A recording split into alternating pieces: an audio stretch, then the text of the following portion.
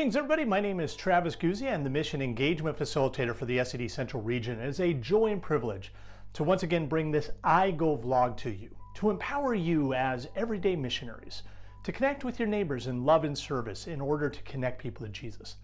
Well, for our neighboring thought today, I'd like to draw some inspiration from the season that we are now in. Thanksgiving is over. We are now in the season of Advent, where we prepare for the coming of Jesus. Not only that second coming that we know will be at the end of time, but also to celebrate, especially with Christmas, that first coming of Jesus. And I want to focus on a passage for us as we think about how can we love and serve our neighbors. That comes from the book of John chapter 1, in which we hear in the beginning was the Word, and the Word was with God, and the Word was God. What we hear is the mystery of the Incarnation. And from John's perspective, the one who is probably the closest of all the disciples to Jesus, that he saw Jesus for who he truly was. That he was God come in human flesh. That the God of the universe stepped out of eternity into time and space, wrapped in our humanity, wrapped in swaddling cloths, born lowly in a manger to a carpenter and his young wife Mary. And here God came into our existence, the mess, the filth, the heartache, the pain, as well as the joys and the celebrations that this life has. That Jesus came as God among us, our Emmanuel, and he knows everything that we are going through in life. Well, what I especially love is in verse 14 of John chapter 1, we hear this. And the Word became flesh and dwelt among us. Or another idea from the passage is that the Word became flesh and tabernacled among us. It's the idea that as the children of Israel were wandering in the wilderness, as they came out of Egypt on the way to the Promised Land, that God dwelt with them in the tent of meeting.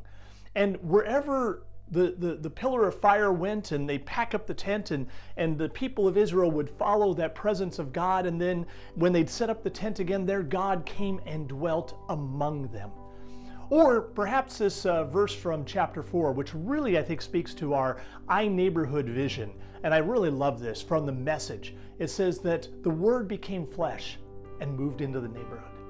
What an incredible idea of how God moved into the neighborhood. He took on the culture that he was born into. He was distinctively Jewish for that time and that place in which he dwelt, though his love was for all the world. And reminds us, just as God moved into the neighborhood in the person and the work of Jesus, so God calls us to also live lives that are incarnational. That we too tabernacle with people, we dwell with people, we move even into the neighborhood. And that means that we connect and we serve as a blessing to our neighbors wherever we live, work, and play. Whoever God has put before us, wherever we dwell, wherever we find ourselves, those are the people that God calls us on a day in and day out basis to love and serve and to share the good news of Jesus. And perhaps if God has laid on you a particular group of people that he has in mind for you to love and serve, it might even mean maybe some sacrifice. As Jesus took on flesh and blood, as he became one of us, it might mean for you to possibly consider prayerfully relocating. Because the only way that you can truly reach somebody is if you live in the neighborhood with them, where they live, work, and play, that you are there as well. And so that's one of the things I'd like to encourage you. You don't have to move anywhere to be an everyday missionary, to practice incarnational ministry. You can do it wherever you are.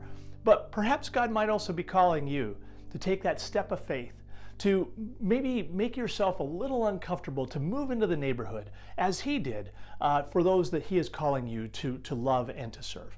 Well, I hope that this idea of incarnational ministry is a blessing to you, maybe gives you some food for thought as you think about how you can reflect the love of Jesus the way he did for us as he became one of us, that we become one with those that we are called to love and serve as well, especially during this Christmas season.